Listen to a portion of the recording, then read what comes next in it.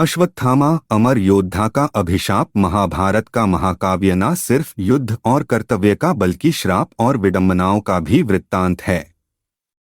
ऐसे ही एक विवादास्पद और रहस्यमय पात्र हैं अश्वत्थामा।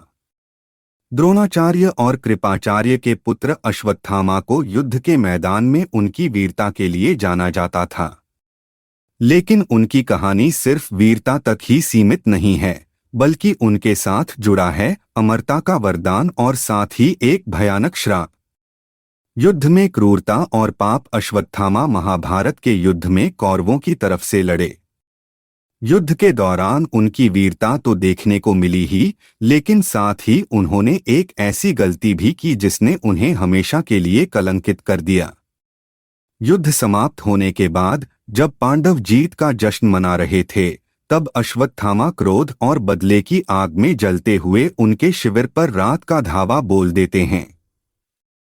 यह हमला न केवल युद्ध के नियमों का उल्लंघन था, बल्कि अत्यंत क्रूर और अमानवीय भी था।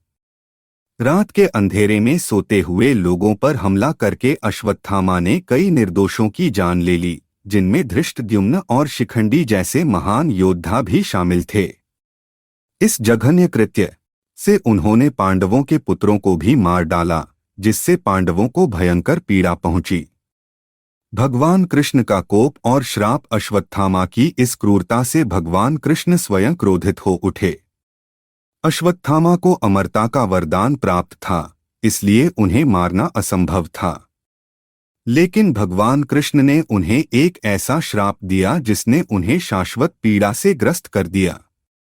इस श्राप के कारण अश्वत्थामा को कुष्ठ रोग हो गया, जिससे उनका पूरा शरीर घावों से भर गया और लगातार खून बहता रहा।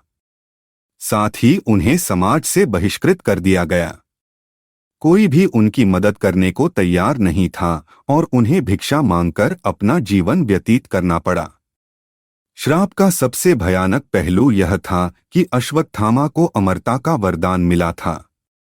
इसका मतलब यह हुआ कि उन्हें कभी मृत्यु का सुख भी नहीं मिल सकता था।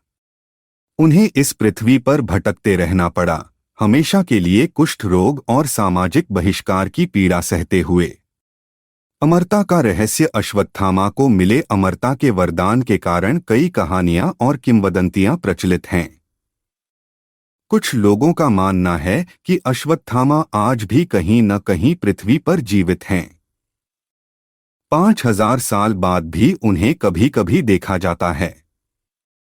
12वीं शताब्दी के ग्रंथ पृथ्वीराज रासो में इस बात का उल्लेख मिलता है कि पृथ्वीराज चौहान नाम के शासक को एक लंबा चौड़ा बीमार आदमी दिखाई दिया था, जिसके सिर पर एक गहरा घाव था।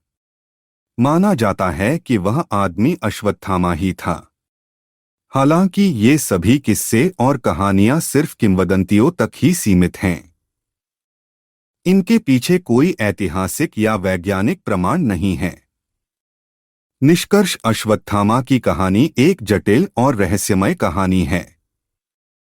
यह हमें युद्ध के विनाशकारी परिणामों और क्रोध के भयानक परिणामों के बारे में सोचने पर मजबूर करती है।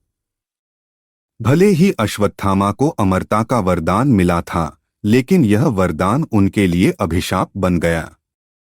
वह आज भी इस धरती पर भटक रहे हैं।